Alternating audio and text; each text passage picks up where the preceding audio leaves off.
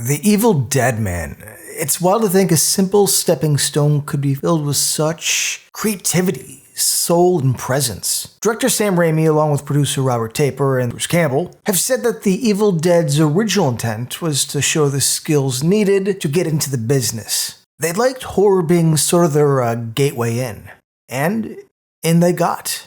We enjoyed the genre, but I wouldn't call us horror geeks at that time. We made a horror film because it was a good way to get your foot in the door. Clearly, after the smoke of a brutal, hellish, and overly long shoot ended, they realized what they had. And even if it didn't fully kick in then, by the time they got working on the fan favorite part 2, the magic was clear to everyone involved. So, there's not much to say that hasn't already been said about The Evil Dead, but it resulted in a seminal work of art that would pave the way for a lasting legacy. We have 2 different eras of movies, we have games, a brand new one, a TV show. All of this proves the lasting impact of Raimi's first feature. But like Ash's sanity break in Evil Dead 2, or the S-Mart speech in Army of Darkness, The Evil Dead has its own moment of perfection. Now, obviously the 2 that I just mentioned may not be the best in their respective movies, but I'm going to argue it is definitely the quintessential scene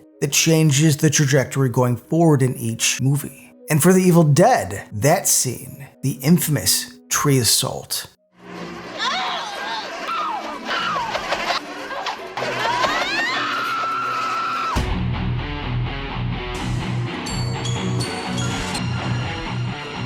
Nice hearing from you, Carlos. In terms of gory effects, bizarre framing, or the relentless dread of the last 15 minutes, the tree scene may not be the one that comes to mind, but it crosses that line into brutality with such ease that you'd almost consider it tame compared to the grotesque nature in the third act.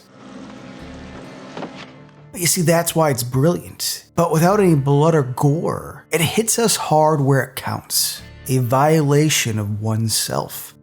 The transformation of a seemingly innocuous object like tree branches into being almost the last thing Cheryl sees. It's dark. It makes the eye gouging of Scott seem almost mild. You're alone in the middle of the cold, dark woods as the branches come to life, encompassing your entire body. No way.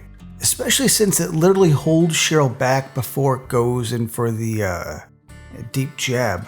Serves as a testament to the Evil Dead's ability to push boundaries. Final. Really, I had no idea they were gonna do that. I didn't do fucking shit! Giving the audience Michigan's version of the Texas Chainsaw Massacre. Of course, the idea of assault is squeamish on its own, but Sam's directing, of course, brings it to another level. The rapid cuts and disorienting camera angles heighten the sense of chaos. But it immerses us, right? We get these sort of hollow, eerie sound effects. Sam includes things like soft whispers and these ominous growls. A visceral combination of sight and sound. Or, if I want to be classy, of sound and vision. It's high-level stuff for a first feature, and, it's clear, Sam had the gift early. It was the woods themselves. They're alive, Ashley. Something as simple as tree branches come alive. This whole thing kind of encapsulates the willingness of Sam Raimi to think outside the box and push boundaries. That he actually afterwards felt kind of like, that the tree break was a mistake. Obviously that the one bit's not repeated in the sequel or any of the other sequels. There are tons of moments The Evil Dead shines through with. Yet, this was the one marked me. The one that got under that chink of armor and sat a bit heavier. That's when I knew. I was like, you know what? I'm in good hands. Now, when it came to Evil Dead 2, we got a higher budget and more of a monster-esque version of this scene, but the vindictiveness, that unsettling and unforgettable experience had been tamed down. Now, I'm sure there's an argument that the second one works better for viewers, or maybe it's more digestible, I don't know. But my money is on the shock you get when we close up to that shot, that look of fear in the eye of Ellen Sandweiss. What hammers this home, and why I wasn't upset about it being changed in part 2, is that The Evil Dead, it goes all the way. It wants to disturb, shake you. Unrelenting is how I used to sell it back in the early DVD days. Anytime I'd show it to new friends who had seen it, I would say, sit down, man.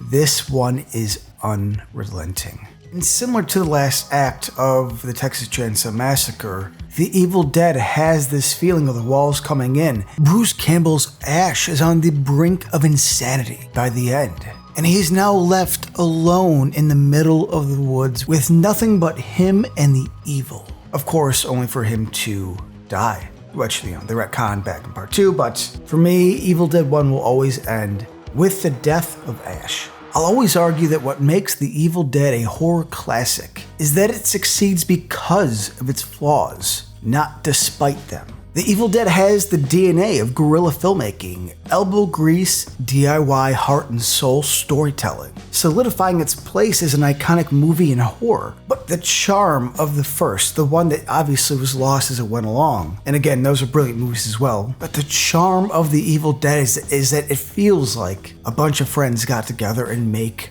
their horror movie. And this is their moment on camera. Widely accepted by people like me that they hit gold.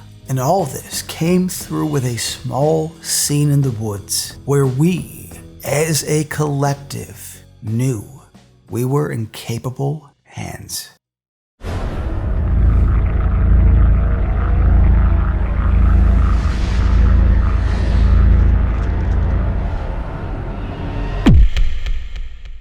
It never gets any better for me, except for now I have just a much more of a sense of humor about it.